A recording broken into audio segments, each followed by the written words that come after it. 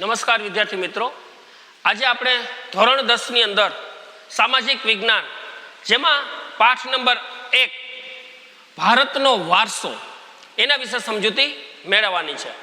ભારતનો વારસો કોને કેવો વારસો?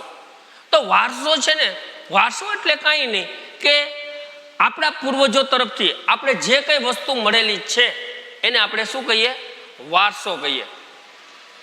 ટૂંકમાં આપણા દાદાએ કેમ બધી જ વસ્તુઓ છે આપણા પપ્પાને આપી હોય, પછી એમાં ભૌતિક વસ્તુઓ હોય અને જૈવિક વસ્તુઓ હોય।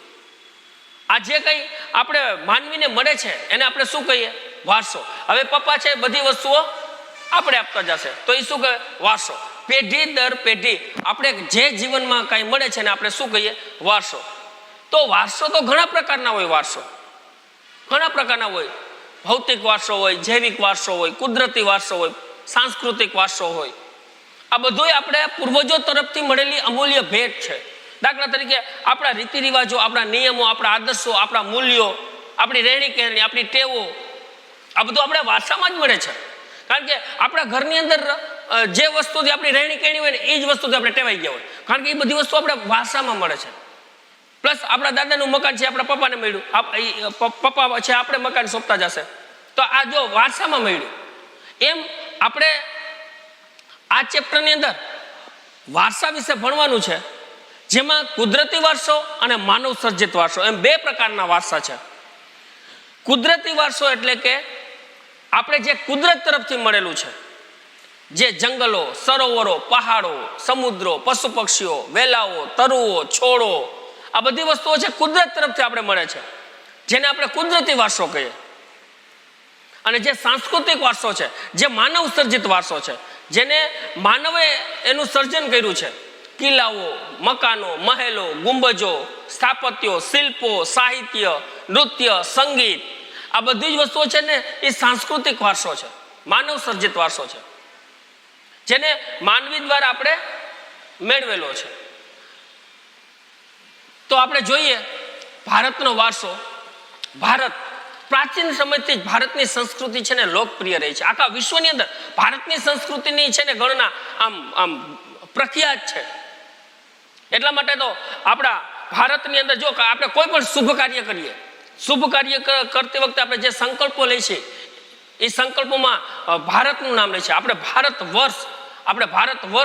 ભારતનું અગાઉ આપણે ભારત વર્ષ તરીકે જાણીતો હતો ભારત, અને એમાંય મોટા મોટા ગ્રંથોની અંદર ભારત વિશે બહુ સારું લખ્યું છે। દાખલા તરીકે ભારત દેશ કેવો છે કે ભારત દેશ છે એ આમ હિમાલય છે, હિમાલયની દક્ષિણમાં અને સમુદ્રની ઉત્તરમાં આવેલો એવો વિશાળ દેશ ભારત, જેની ત્રણેય બાજુએ સમુદ્ર આવેલો છે, એવો વિશાળ દેશ ભારત, જે ભારત વર્ષ તરીકે જાણીતો હતો। જેને કે ને પૂર્વમાં તો કે બંગાળાની ખાડી, પશ્ચિમમાં અરબ સાગર, દક્ષિણમાં હિન્દ મહાસાગર, એનું સ્થાન બહુ મોકાનું છે। ભારતનું સ્થાન ચારે બાજુથી ભૂમિ માર્ગથી પણ ઘેરાયેલો છે અને સમુદ્ર માર્ગથી પણ ઘેરાયેલો આ દેશ એક મહત્વનું સ્થાન ધરાવે છે। પ્રાચીન સમયમાં તો ભારત માટે ઘણા બધા શબ્દો કહેવામાં આવે છે ભારત માટે। દાખલા તરીકે જંબુ દ્વીપ, ભરતખંડ, ભારત વર્ષ, આર્યવ્રત, આવા નામોથી ભારત જાણીતું હતું। ભારતની પ્રજા છે ને બહુ શાંતિપ્રિય અને વેપારી રહી છે પહેલેથી જ।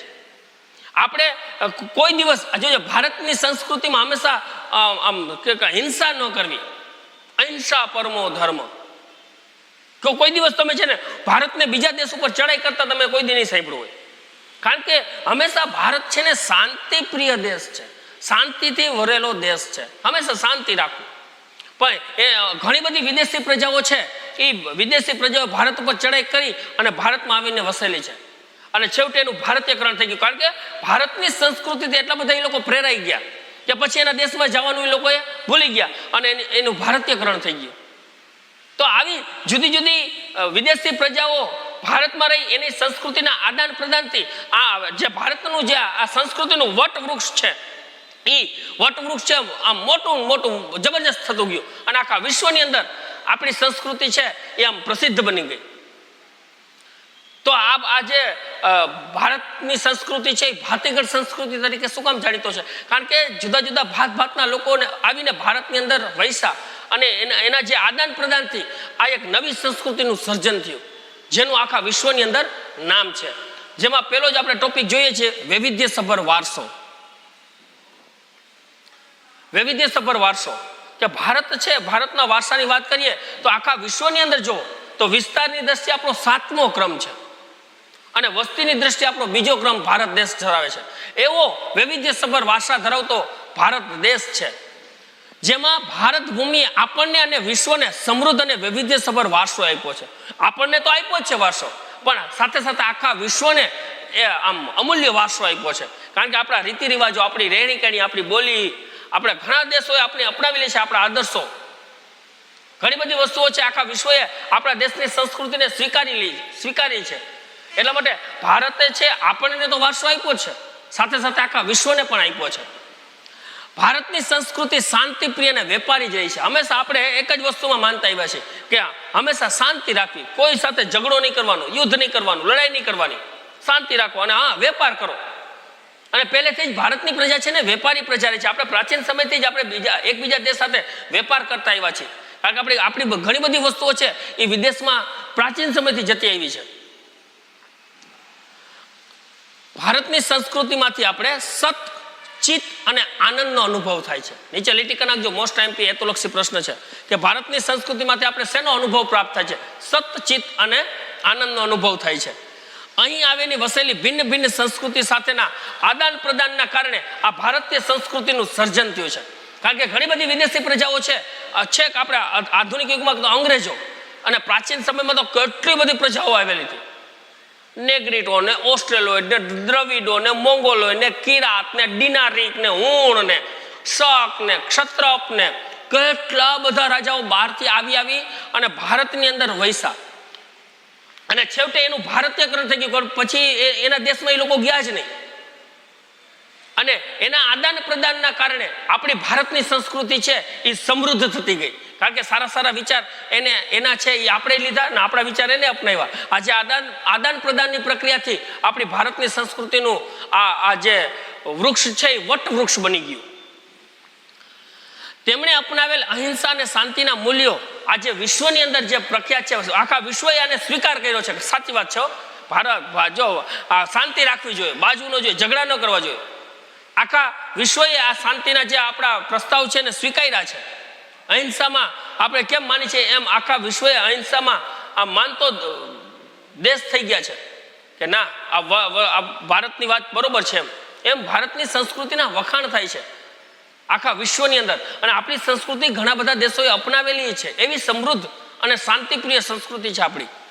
સિંધુ ખીણની સંસ્કૃતિના લોકોથી શરૂ કરીને આજ દિન સુધીના લોકોએ આપણી સંસ્કૃતિ છે, આપણી સંસ્કૃતિ કોઈ એવી રીતના મજબૂત નથી બની.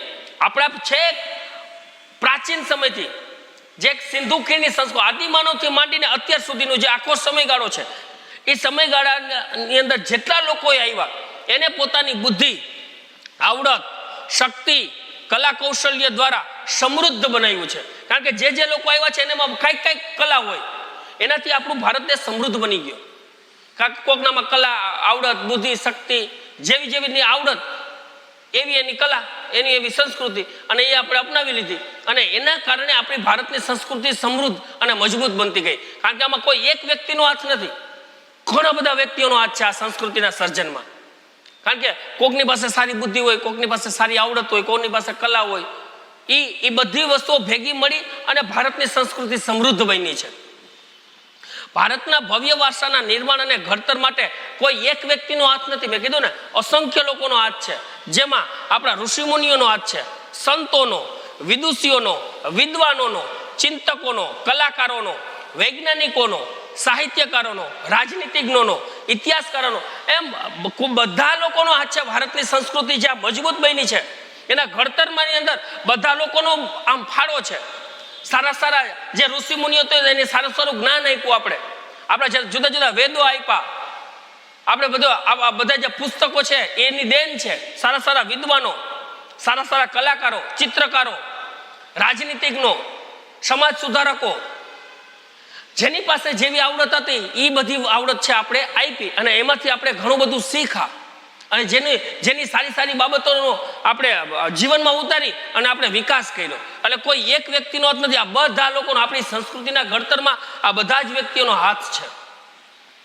તેમના ધર્મ, શાસન શૈલી, ભાષા, કલા, ચિત્ર, બોલી, પહેરવેશ, રીતિ રિવાજો વગેરે આપણે અપનાવી લીધા. કારણ કે સારી સારી બાબતોનો આપણે સ્વીકાર કર્યો છે, જેના કારણે આપણું જીવન છે એ સમૃદ્ધ બન્યું.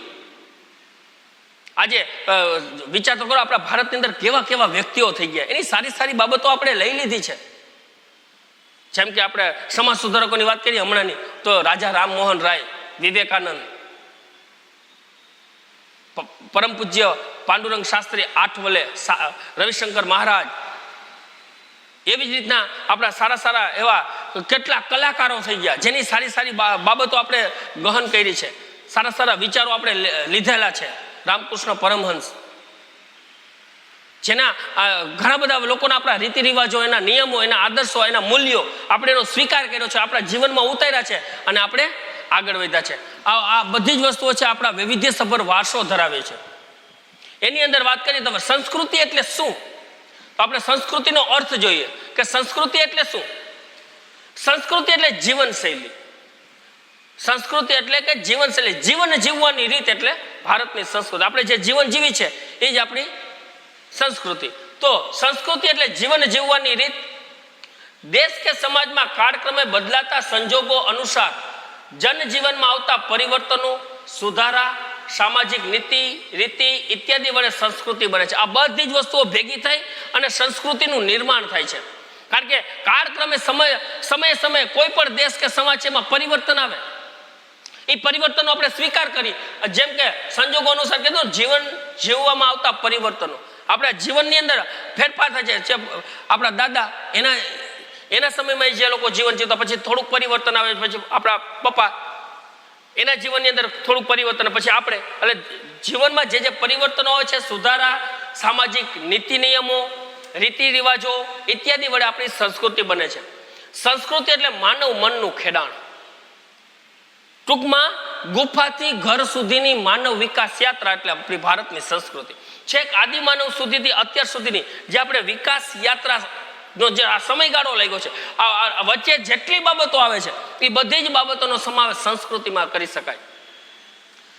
સંસ્કૃતિ એટલે માનવ મનનું ખેડાણ અને તેમાં માનવ સમાજની ટેવો, મૂલ્યો, આચાર વિચાર, ધાર્મિક પરંપરાઓ, રહેણી કરણી અને જીવનને ઉચ્ચ ધ્યેય તરફ લઈ જતા આદર્શોનો સરવાળો એટલે ભારતની સંસ્કૃતિ, એટલે કે આપણી સંસ્કૃતિ.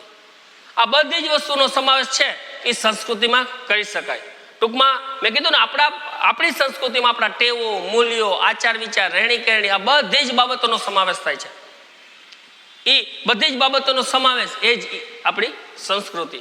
આખો પ્રશ્ન છે એક વખત જોઈ લ્યો અને આખો પ્રશ્ન છે એ 1 થી 2 વખત વાંચી લેવો.